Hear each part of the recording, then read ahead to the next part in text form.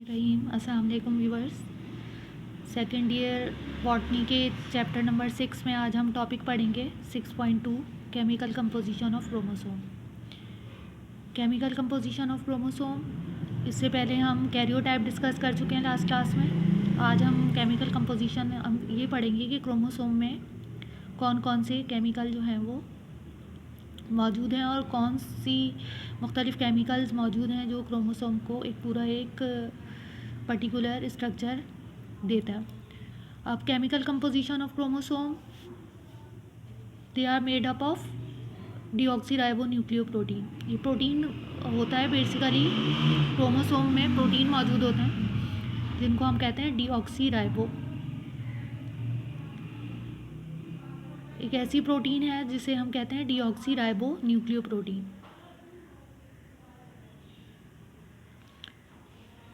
डीऑक्सीराइबोन्यूक्लियोप्रोटीन is composed of DNA. Deoxy का मतलब है, डीऑक्सीराइबोन्यूक्लियो का मतलब है इसके अंदर मौजूद है डीएनए। डीएनए को यहाँ पे, अभी जो क्रोमोसोम है उसमें डीऑक्सीराइबोन्यूक्लियोप्रोटीन है, तो डीऑक्सीराइबोन्यूक्लियोप्रोटीन बनी हुई होती है डीएनए से। डीऑक्सीराइबो का मतलब है डीएनए और प्रोटीन मौजूद होती है। Basically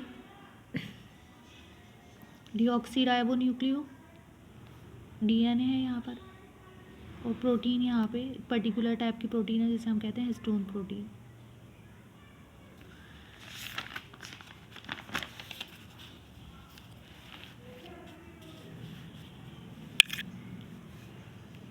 the most abundant chromosomal protein are called histone.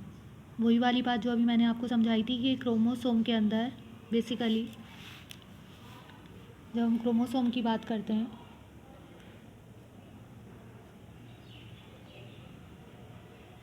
तो ये बना हुआ होता है दो मुख्तलिफ़ चीज़ों से। एक होता है डीऑक्सीराइबो न्यूक्लियो प्रोटीन। तो डीऑक्सीराइबो में यहाँ पे आ जाएगा डीएनए और प्रोटीन में यहाँ पे आ जाएगी हिस्टोन प्रोटीन।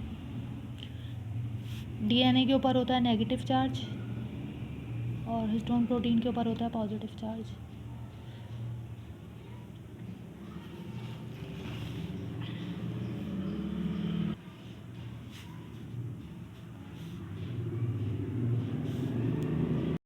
अच्छा, अब ये आगे क्या कह रहे हैं कि डीएनए जो है, जो अभी मैंने बताया था आपको, डीऑक्सीराइबोन्यूक्लिक एसिड, वो बना हुआ होता है। वो बनता कैसे है?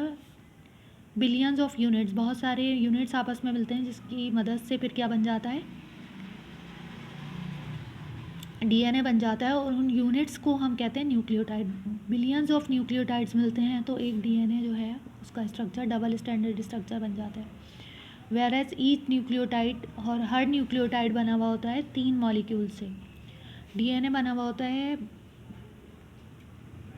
डीएनए एक पॉलीमर है, बहुत सारे मोनोमर्स, बहुत सारे न्यूक्लियोटाइड मोनोमर्स आपस में मिलेंगे तो एक डीएनए का पॉलीमर बनेगा। और जो न्यूक्लियोटाइड है ये बेसिकली इट सेल्फ बना हुआ होता है 3 मुख्तलिफ मॉलिक्यूल से, जिसमें से एक होता है फॉस्फोरिक एसिड, एक होता है डीऑक्सीराइबो शुगर और एक होता है नाइट्रोजिनस बेसिस। जो हर न्यूक्लियोटाइड है वो बना हुआ होता है 3 मॉलिक्यूल से, और उन 3 मॉलिक्यूल्स में एक मॉलिक्यूल का नाम है फॉस्फोरिक एसिड, एक का नाम है डीऑक्सीराइबोस शुगर और एक को हम कहते हैं नाइट्रोजिनस बेसिस। ये क्रोमोसोम, ये केमिकल कंपोजिशन ऑफ क्रोमोसोम है। ये चार्ट बनाने के लिए आता है 2 मार्क्स का। क्रोमोसोम कंसिस्ट करता है डीएनए पे। अगर हम 100 की अमाउंट देखें तो 100 में से 30 से 40% तक डीएनए मौजूद है किसी भी क्रोमोसोम में। प्रोटीन मौजूद है 50 से लेकर 65% तक। और आरएनए की एक सिग्निफिकेंट स्मॉल अमाउंट है लेकिन सिग्निफिकेंट अमाउंट है। किसी क्रोमोसोम में 1 भी आरएनए हो सकता है, 1% भी और 10% भी।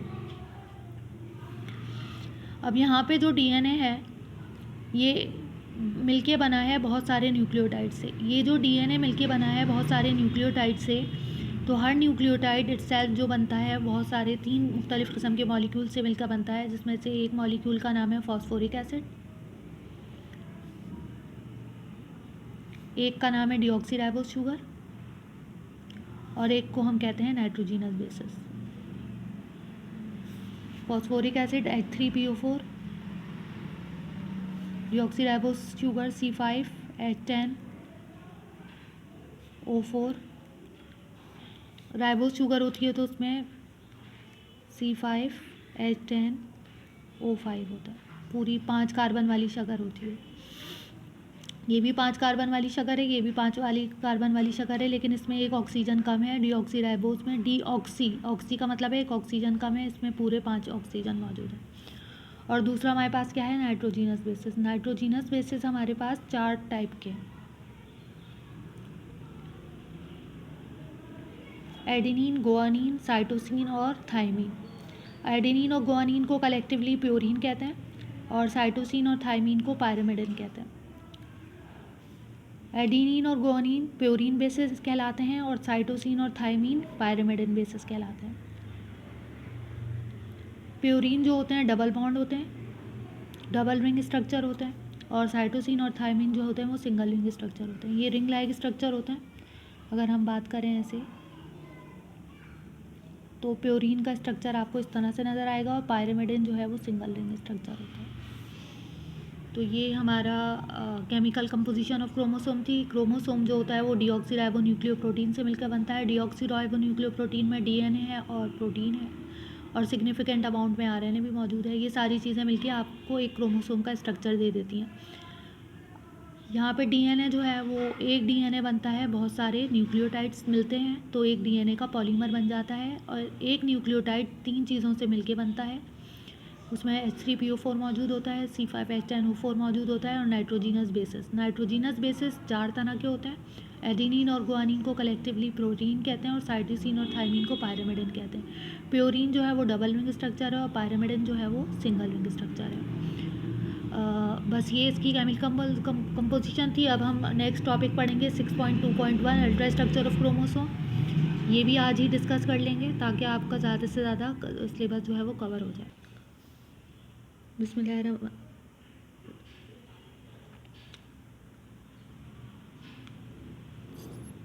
6.2.1 ultra structure of chromosome.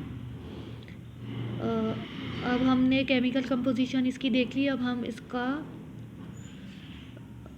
Ultra structure देखेंगे। क्रोमोसोम का जो स्ट्रक्चर है वो डिटेल में देखेंगे कि इसके स्ट्रक्चर में किस किस किस्म की प्रोटीन है, किस किस किस्म के अपने आप को अरेंज किया हुआ है उन प्रोटीन ने, उन मॉलिक्यूल्स ने, उन न्यूक्लियोटाइड्स ने। तो उन सारी चीज़ों को हम क्रोमोसोम के अंदर देखेंगे। यूकैरियोटिक क्रोमोसोम जो होता है वो कंपोज्ड हुआ होता है। यूकैरियोटिक क्रोमोसोम कंपोज्ड हुआ होता है क्रोमेटिन से।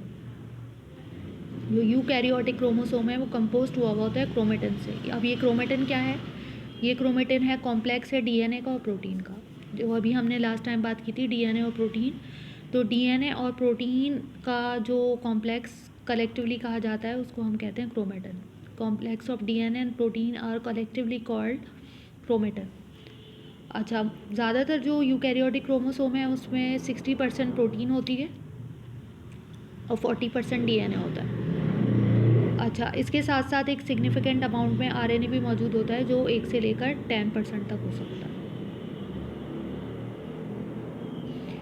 अब ये आरएनए क्यों मौजूद है क्रोमोसोम में? क्योंकि ये हैं साइट्स ऑफ आरएनए सिंथेसिस। यहाँ पे क्रोमोसोम में आरएनए भी सिंथेसाइज होता है क्योंकि डीएनए जो है वो उसी की ही वो ट्रांसक्रिप्शन के ज़रिए आरएनए बनाता है। डीएनए की जीन एक्सप्रेशन में डीएनए की ट्रांसक्रिप्शन होती है और ट्रांसक्रिप्शन के ज़रिए आरएनए बनता है। और हमें पता है डीएनए क्रोमोसोम में मौजूद है। तो आरएनए, अगर ये कहा जा रहा है कि क्रोमोसोम आरएनए की बनाने की जगह है तो ये गलत नहीं होगा। डीएनए जो है वो क्रोमोसोम के अंदर जो डीएनए है वो एग्जिस्ट करता है बहुत ज़्यादा लेंथ वाइज। उसकी लेंथ बहुत ज़्यादा होती है और उसकी लेंथ होती है 7 फीट। डीएनए की जो लेंथ होती है क्रोमोसोम के अंदर वो 7 फीट होती है, तकरीबन 2 मीटर। और ये बहुत ज़्यादा मुश्किल है कि 7 फीट जो है वो एक न्यूक्लियस के अंदर समराइज़ हो सके। If the strands of DNA from a single set of chromosome in nucleus were laid out in the straight line, it would be more than 7 feet 2 meters. अगर क्रोमोसोम के अंदर से DNA को निकाला जाए और उसको बिल्कुल स्ट्रेट किया जाए तो उसकी लेंथ निकलेगी 2 मीटर्स, और ये बहुत ज़्यादा बड़ी लेंथ है, लॉन्ग, बहुत ज़्यादा लॉन्ग है कि किसी भी सेल या किसी भी न्यूक्लियस के अंदर समाने के लिए, फिट होने के लिए बहुत ज़्यादा लेंथ है। तो ये क्वेश्चन अराइज होता है कि इतना ज़्यादा ये कैसे पॉसिबल हुआ कि 7 फीट का DNA एक न्यूक्लियस के अंदर समराइज हुआ हुआ, या एक क्रोमोसोम के अंदर 7 फीट का DNA कैसे समराइज हुआ। तो ये क्वेश्चन अराइज होता है। इस क्वेश्चन का जो आंसर है वो हम नेक्स्ट पैराग्राफ में देखेंगे कि नेक्स्ट पैराग्राफ में इसका क्या आंसर है। देखें, इस चीज़ को हम इस तरह से भी डिफ़ाइन कर सकते हैं कि अगर हम बात करें कि हमारे पास न्यूक्लियस है ये, तो न्यूक्लियस में क्रोमोसोम है मौजूद यहाँ पर,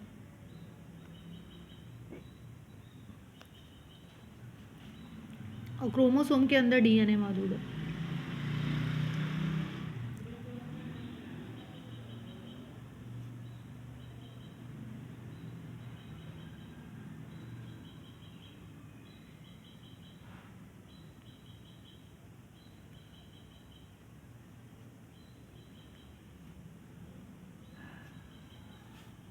तो DNA अगर 7 फीट का एज्यूम करें हम, तो ये तो बहुत लेंथ वाइज तो बहुत ज़्यादा हो रहा है। तो ऐसा क्या DNA ने अपने आप को मॉडिफाइड किया कि वो इस क्रोमोसोम के अंदर फिट हो रहा है। देखिए, स्ट्रेट लाइन में अगर करेंगे ना तो इसकी लेंथ आ रही है 7 फीट। तो फिर हम इसने अपने आप को क्या किया हुआ है, क्वाइल किया हुआ है DNA ने हिस्टोन प्रोटीन के सराउंडिंग में। हिस्टोन प्रोटीन के सराउंडिंग में इसने अपने आप को क्वाइल किया हुआ है। How is the coiling of this DNA fibre achieve. अब ये क्या हुआ, क्वाइल हुआ, और जैसे हम धागा लेते हैं, धागे की रील होती है, तो हम उसको किसी भी, अगर हमारे पास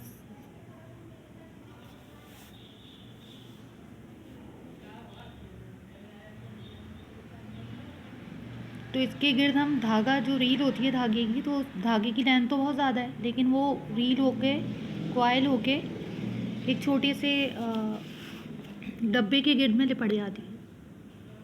तो इसी तरह से DNA को भी क्वाइल किया जाता है, और किसके गिर्द क्वाइल किया जाता है, हिस्टोन प्रोटीन। मैंने पहले भी बताया था कि 60% प्रोटीन है और DNA जो है वो 30% है। तो जो DNA है वो 60% हिस्टोन प्रोटीन के सराउंडिंग में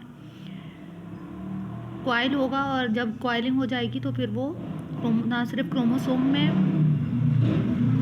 फिट हो जाएगा बल्कि न्यूक्लियस में भी फिट हो जाएगा। If we generally disturb eukaryotic nucleus, अगर हम यूकैरियोटिक न्यूक्लियस को बहुत ज़्यादा जेंटली डिस्टर्ब करें और DNA को एग्जामिन करें इलेक्ट्रॉन माइक्रोस्कोप में, तो we assume that it resembles the strings of beat. तो हमें ऐसा लगेगा कि जो क्रोमोसोम है ये बीट्स ऐसी हैं जैसे बीट्स हैं, ऐसा लगेगा।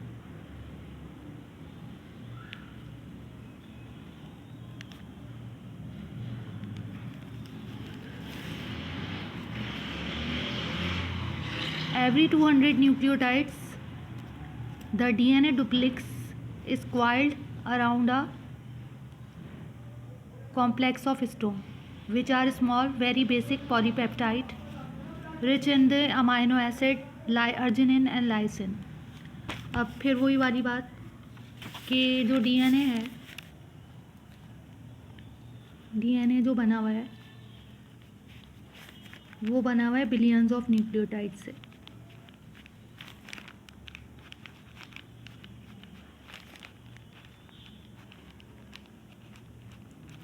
तो अब ये कह रहे हैं कि बिलियंस की बात नहीं कर रहे, 200 न्यूक्लियोटाइड्स के बाद,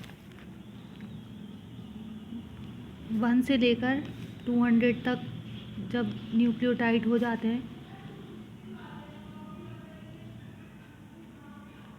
ये न्यूक्लियोटाइड बना दिए, समझेंगे 200 है। तो डीएनए का जो डुप्लेक्स है 200 के बाद यहाँ पे कॉम्प्लेक्स होता है स्टोन का।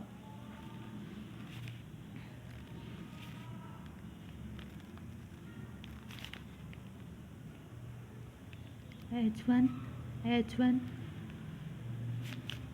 H2 H2 H3 H3 पीछे 4 आगे हैं और 4 पीछे हैं, तो H3 H3 और यहाँ पे H4 H4।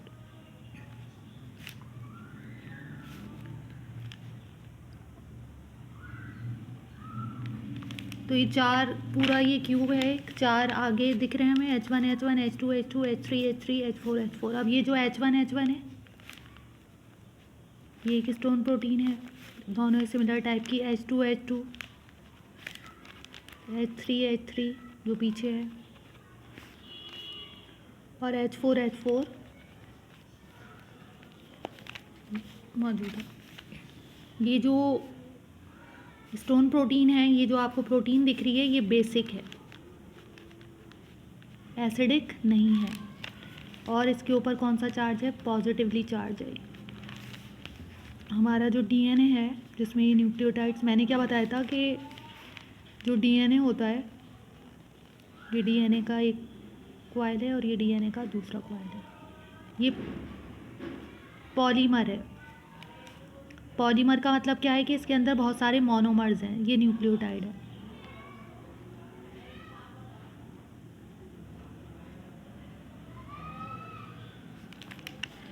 तो ये 200 न्यूक्लियोटाइड्स क्वाइल होते हैं, और ये जो डीएनए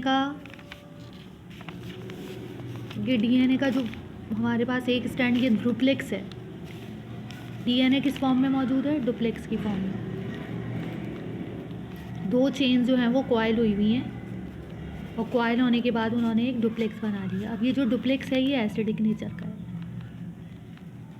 इसके ऊपर कौन सा चार्ज है? नेगेटिव। आपको पता है नेगेटिव और पॉजिटिव के बीच में क्या होती है? अट्रैक्शन। तो ये जो ये है हमारे पास, ये क्वाइल हो जाएगा, डीएनए का स्ट्रैंड क्वाइल हो जाएगा इस स्टोन प्रोटीन के बीच में। फिर 200 न्यूक्लियोटाइड्स का फासला होगा।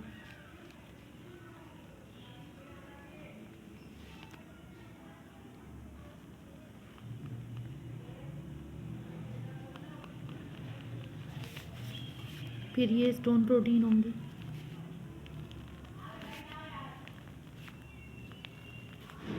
और फिर ये जो डीएनए का हमारे पास ये कॉइल होता चला है। फिर ये इस तरह से 200 का फासला होगा, फिर ये ऐसे कॉइल होगा।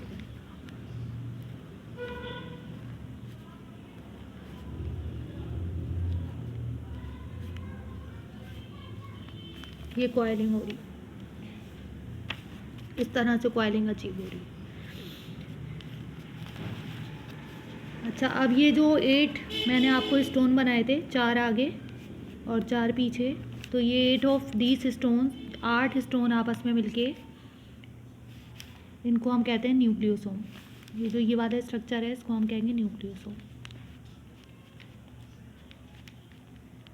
जो आपको स्टोन प्रोटीन नज़र आ रही हैं 8, 4 आगे 4 पीछे, H1 H1 H2 H2 H3 H3 H4 H4, तो 4 आगे और 4 पीछे, ये है हमारे पास nucleosome. This is also nucleosome,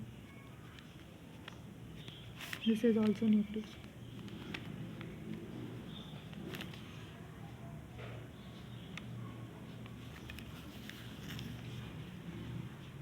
और ये जो स्टोन प्रोटीन है इसके अंदर जो अमाइनो एसिड्स होते हैं वो होते हैं अर्जिनिन, एक रिच होते हैं ये अर्जिनिन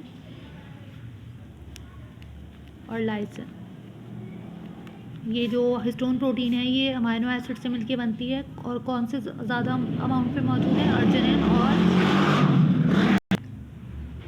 अर्जिनिन और लाइसिन ज़्यादा अमाउंट में मौजूद है। 8 of these stones form the core of an assembly called a nucleosome। 8 जो हैं वो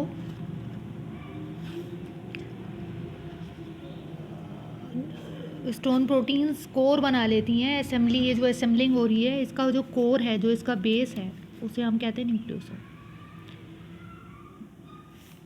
because so many of their amino acids are basic, stones are very positively charge. मैंने पहले भी कहा था कि स्टोन प्रोटीन पे बेसिक है तो इसके ऊपर पॉजिटिव चार्ज है। The DNA duplex which is negatively charged is strongly attracted to the stones and wraps tightly around the stone core of each nucleosome। वही वाली बात अभी मैंने बताई थी कि ये जो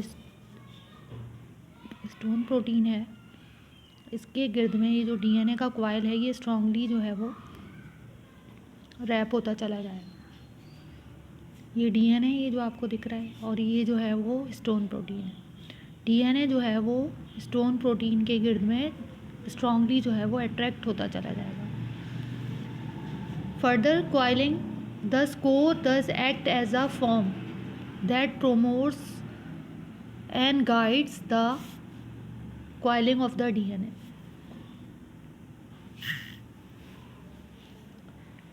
तो क्या कह रहे हैं कि ये जो हमारे पास ये जो कोर है, स्टोन कोर है, ये एक डायरेक्शन प्रोवाइड कर रहा है कॉइलिंग की, सही है। Further coiling of the DNA occurs when the string of a nucleosome wraps up into a higher order coils called super coil. अब ये क्या बता रहे हैं इसमें, देखिए यहाँ पे ये दूर दूर है, अगर ये दूसरा स्टोन भी इसके करीब में आ जाएगा ना, मैं आपको समझाऊँ।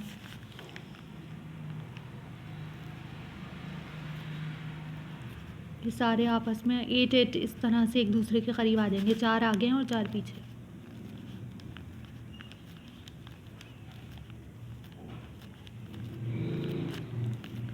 देखिए यहाँ पे जो हमें नज़र आ रहा है ना, ये 4 आगे हैं और 4 पीछे हैं, 4 आगे, यहाँ पे बीच में स्पेस है। इस वक्त कॉइलिंग हुई भी तो है, लेकिन अभी बीच में गैप मौजूद है। अगर ये भी इसके करीब चला जाए, ये भी इसके करीब चला जाए, इस तरह से, और फिर इनके गिर्द में क्या रैप हो जाए, डीएनए रैप हो जाए। ये डीएनए बना रही हूँ, तो बीच में तो अब डीएनए का स्पेस ही नहीं है, तो ये क्या होगा, आर्म कॉइल होगा या सुपर कॉइल होगा? ये सुपर कॉइल होगा। Coiling with in a coil is called super coil. देखें, अब ये सुपर कॉइल हो गया। अब थोड़ा इस तरह जाए तो ये फिर जगह हो गई, फिर जगह हो गई। अच्छा, बुक में जो है वो एक ही बनाया हुआ है, ये अगर मैं ऐसे भी बना सकती हूँ।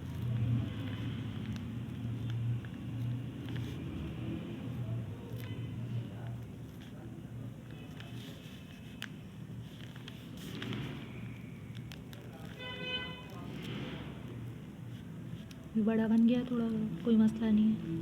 4 आगे और 4 पीछे, तो ये जो है वो आर्म कॉइल है, ये जो अभी मैंने बनाया था। लेकिन जब ये सारे मिल जाएंगे, इनको 4 में डिवाइड कर दिया,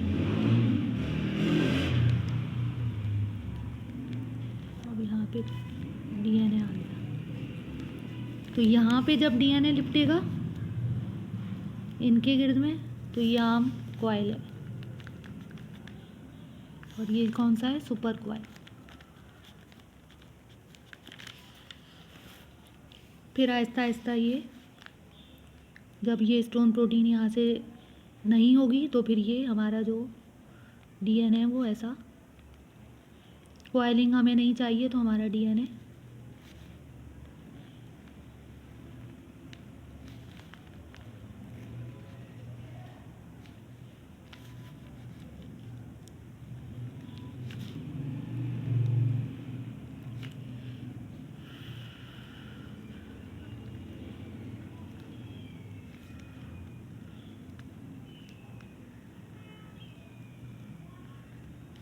ये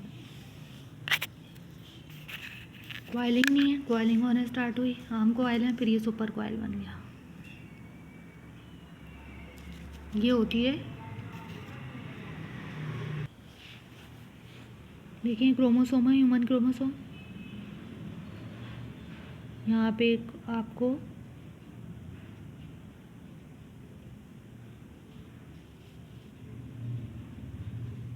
क्रोमोसोम में कॉइल नज़र आ रहा है।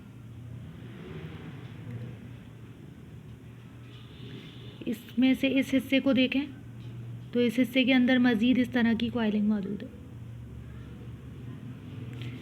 इस हिस्से को मज़ीद रिवील करें, super coil with in chromosome. ये क्रोमोसोम है, वो खोला तो इसके अंदर मज़ीद इस तरह के कॉइल हुए हैं। इस कॉइल को थोड़ा सा इस हिस्से को तोड़ के इसको एग्जामिन किया, देखा इसे, तो इसके अंदर मज़ीद इस तरह के एक कॉइल मज़ीद सुपर कॉइल हुआ है। Coiling with in super coil, ये क्रोमेटिन है, बारीक बारीक धागे हैं क्रोमोसोम के। डीएनए जो है क्रोमोसोम है, उसमें क्रोमेटिन है। क्रोमेटिन क्या होता है? डीएनए और हिस्टोन प्रोटीन। ये डीएनए और हिस्टोन प्रोटीन ऐसे देखें, कॉइल के अंदर सुपर कॉइल के अंदर फिर कॉइल, सुपर कॉइल था ना ये, इसके अंदर फिर मज़ीद कॉइल। अब इस कॉइल को फिर मज़ीद देखा, तो फिर इसको जब देखा इसके अंदर, तो हमें इस तरह से सुपर कॉइल के अंदर फिर मज़ीद जो कॉइल नज़र आया, तो वो तो बहुत सारे हिस्टोन प्रोटीन ऐसे पैक्ड हुए हुए थे, पैक्ड जैम हुए हुए थे।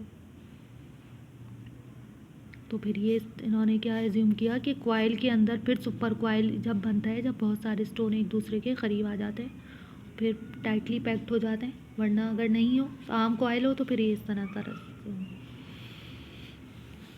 Highly condense portion of the chromatin are called heterochromatin. ये वाला पोर्शन है ना, जो हाईली कंडेंस्ड है, बहुत ज़्यादा जैम पैक्ड हुआ है, बहुत ज़्यादा स्टोन प्रोटीन एक दूसरे के करीब आए हुए हैं, ये है हेट्रोक्रोमेटिन। सम रिमेन कंडेंस परमानेंटली, कुछ जो होते हैं इसी तरह से रह जाते हैं। क्रोमोसोम का जो कुछ हिस्सा है, क्रोमेटिन का जो कुछ हिस्सा है, वो कॉइल जो है वो खुल नहीं पाता, और वो हमेशा इसी तरह से कंडेंस ही रह जाता है। बहुत ज़्यादा देखें कंसंट्रेशन यहाँ पे स्टोन प्रोटीन की बहुत ज़्यादा है, तो ये बहुत ज़्यादा आपको कंडेंस लग रहा है ना। So there DNA is never express. जब क्रोमोसोम के अंदर डीएनए इस तरह से परमानेंटली कंडेंस हो जाए, कॉइल आज हो जाए और वो खुल ना सके, तो फिर उसका डीएनए अपने आप को एक्सप्रेस नहीं कर पाएगा। कॉइल हो गया ना डीएनए इतना ज़्यादा कॉइल हुआ है कि उसमें जो जीन्स हैं वो अपने आप को एक्सप्रेस ही नहीं कर पाएंगे। जीन्स को एक्सप्रेस करने के लिए खुलना ज़रूरी है। जितना ज़्यादा डीएनए जो है वो खुला हुआ होगा, खुलेगा डीएनए, तभी जीन्स एक्सप्रेस होंगे, यहाँ पे आरएनए की कॉपी बनेगी। सही है।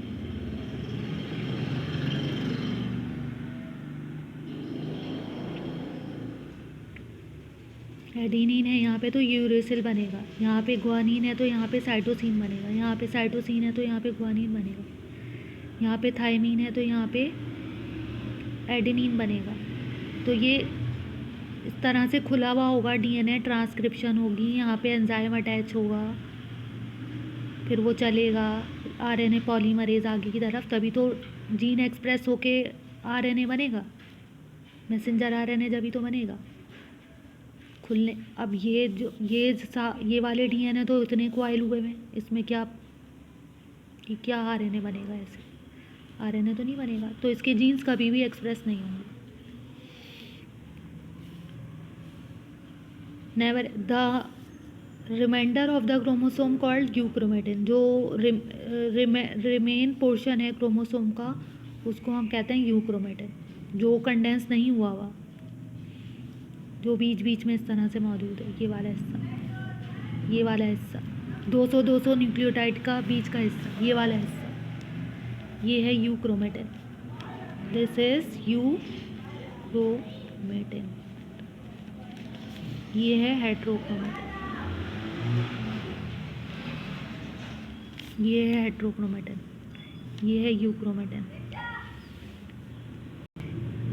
It is not condense except during cell division. ये हिस्सा कभी भी कंडेंस नहीं होगा, ये हिस्सा ऐसे ही रहेगा, सिर्फ उस वक्त कंडेंस होगा जिस वक्त सेल डिवाइड हो रहे होंगे, सिर्फ उस वक्त ये कंडेंस होगा ये पोर्शन जब सेल डिवाइड हो रहे होंगे, अदरवाइज़ ये कभी भी कंडेंस नहीं होगा। ये अपने आप को, अपने जीन्स को आगे फैसिलिटेट करेगा ताकि उनसे मैसेंजर आरएनए बने और उसके करैक्टर्स जो हैं वो ट्रांसफ़र हो मैसेंजर आरएनए में और नई किस्म की प्रोटीन, नए किस्म के एंजाइम बने। आपको पता है कि क्रोमोसोम कंडेंस जब सेल डिवीज़न पे जाता है तो जो क्रोमोसोम होता है वो पहले थिन होता है और फिर वो आके आहिस्ता आहिस्ता वो थिक होके कंडेंस हो जाता है। Euchromatin is not condensed except during cell division, when the movement of the chromosome is facilitated by the compact packaging that occurs at that stage. At all other times, the euchromatin is an open configuration and its genes can be activated. ये सिर्फ उस वक्त condense होगा ये portion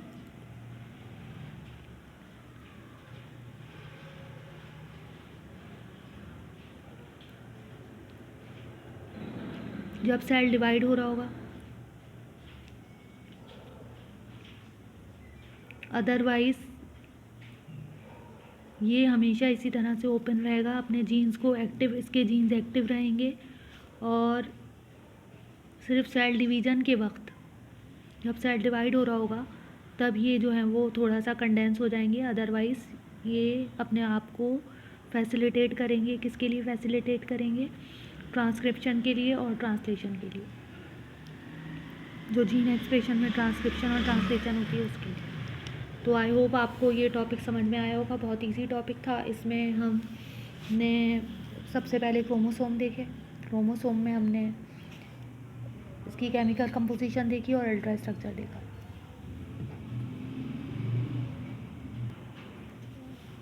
topic अच्छा लगा हो तो इसे ज़्यादा से ज़्यादा शेयर कीजिए, लाइक कीजिए, सब्सक्राइब कीजिए और